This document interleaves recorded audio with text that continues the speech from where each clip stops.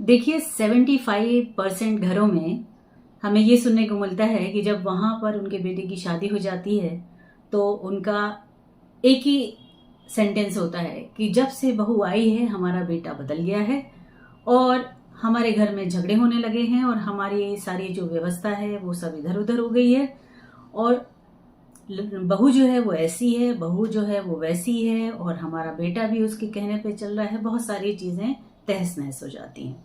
ये हर घर की कहानी नहीं है, बट मोस्टली ऐसा घरों में कहा जाता है। अब आज हम उस रीजन की बात करेंगे और समझना दोनों को है, दोनों के लिए है। परिवार के हर सदस्य को समझने वाली ये बात है। अगर समझ में आने की उनको एक दिमाग में एक रिस्पेक्ट है कि हाँ हमें समझना चाहिए, तभी वो समझ पाएंगे। इग्नोर करना तो लाजमी है। आप मेरी बात को एकदम भी आउटराइट रिजेक्ट कर सकते हैं। तो हम इस सबसे पहले आपको नमस्ते कहते हैं और प्रणाम, सलाम, सत श्री अकाल आप सभी को। मैं संध्या इंडिया से, और हम सारी बातें हमारी जीवन से जुड़ी हुई, हमारी फैमिली से जुड़ी हुई, रिश्तों से जुड़ी हुई होती हैं। तो आज का हमारा मुद्दा यही है कि क्या कारण होता है। कारण क्या है कि अगर जैसे ही बेटे की शादी हुई और जैसे ही बहू घर आई, हमारे घर की व्यवस्था तहस नहस हो जाती है। सारे रिश्ते जो अब तक एकदम बहुत अच्छे से जुड़े हुए थे, ऐसा कहते हैं कि बहुत अच्छे से जुड़े हुए थे, लेकिन सडनली ये कहा जाता है कि बहू के आने से सब चीजें इधर उधर हो गई हैं।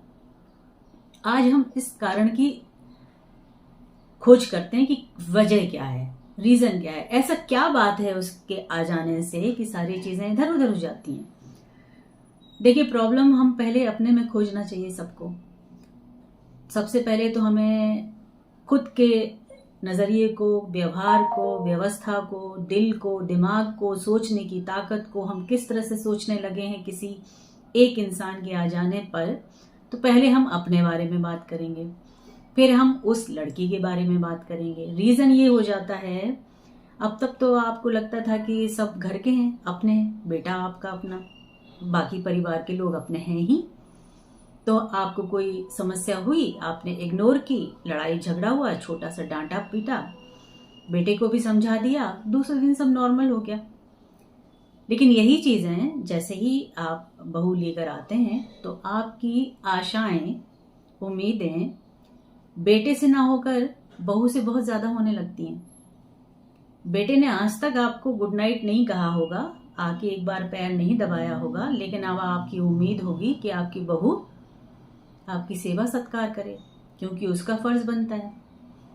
खाना बनाया कि नहीं बनाया, नाश्ता बनाया कि नहीं बनाया, देखिए वो आके करने लगती है, वो अपना फर्ज समझ के करती है, वो इस घर की सदस्य बन जाती है।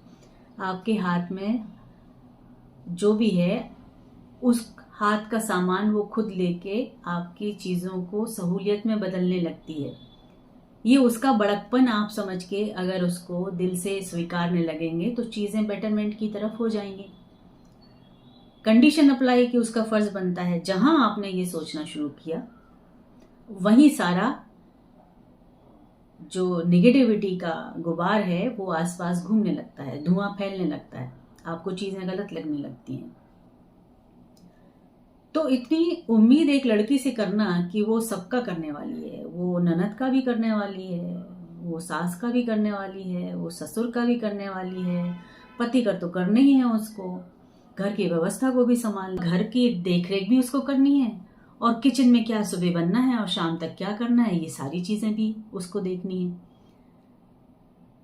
सिर्फ 25% घर ऐसे होते हैं जहां पे ये थोड़ा सा उसको रिलीफ मिलता है, लोग साथ होते हैं, बट 75% में मोस्टली ये इश्यू आता है। इसलिए 75% वो होते हैं जहां पे लड़ाइयां होती हैं, टेंशन होते हैं, क्योंकि वो लड़की ने इससे पहले कभी कुछ किया नहीं और आपने उम्मीदें इतनी सारी बांध ली हैं। अब आप देखें, आपको एक चीज बताते हैं, अगर आपने सारी चीजें उसको व्यवस्था दे दी है तो आपने वो टाइम तो दिया ही नहीं कि जब वो आपके बेटे के साथ जुड़ेगी, बॉन्डिंग बनाएगी। आगे जाने के बाद आपकी बेटी की शादी तो कहीं और होने वाली है, आपका जो दूसरा बेटा है या नहीं है वो भी कहीं ना कहीं सेटल हो जाएगा। हम जो होते हैं बीइंग सास ससुर या पेरेंट्स लड़के के, एक टाइम के बाद तो हमें जाने ही जाना है, हम कहाँ रहने वाले हैं। तो जो रह गए आपके बेटे और बहू, उनमें तो टकराव होने वाला है। और जो अभी चल रहा है, जो सिस्टम आपने बांध दिया है, ये कर वो कर, ये नहीं किया वो नहीं किया, ये नहीं सिखाया था वो नहीं सिखाया था, वो क्या होता है जब सब नहीं रहते ना, उसके बाद वो जो लड़की है वो इसका हिसाब आपके बेटे से मांगेगी कि जब हम आए थे तब तो आपने कुछ किया ही नहीं, आपने बोले ही नहीं मेरी तरफ से, आपने कुछ एहसास ही नहीं किया मेरा। आप तो दूर खड़े हो जाते थे इम्तिहान लेने के लिए कि भाई मेरी माँ सही कह रही है, तुम्हें तो ऐसा करना चाहिए था। तो प्रॉब्लम मालूम है यही हो जाता है, प्रॉब्लम यही होता है। आपको वो आई है जो लड़की, उसको भी अपनी बेटी समझ के अगर आप रखेंगे ना तो बहुत सारी चीजें सुधर जाएंगी। आपको चाहिए कि वो, आप उसको मौका दें कि वो आपके बेटे के साथ बॉन्डिंग के साथ जुड़े। और दूसरी चीज, उसकी सारी जिम्मेदारियां नहीं होती हैं। आप देखें कि ये जो सिस्टम है ना हमारे हिंदुस्तान में, हमारी लड़ाइयों का कारण ही यही है। आपने अपनी सास के लिए, अपने ससुर के लिए, अपने पति के लिए, अपने देवर के लिए, अपने बहू के लिए किया था। अब यही चीजें आप अपनी बहू से उम्मीद कर रही हैं कि वो करेगी, उसका फर्ज बनता है। तो ले दे के जो अच्छे पल हैं वो तो ना आपने जिए, ना आप अपनी बहू को जीने दे रही हैं। तो जो आपने झेला है उससे सबक लेके अपनी बहू का झेलना थोड़ा कम कर दें, और तब देखें कि बहुत सारी चीजें घर में बहुत अच्छी हो जाती हैं, पॉजिटिव हो जाती हैं, एक दूसरे से जुड़ जाते हैं। हेल्प करिए ना एक दूसरे की, सबको काम करना चाहिए, सबको, चाहे वो मेल हो चाहे फीमेल हो, सब काम करते हैं।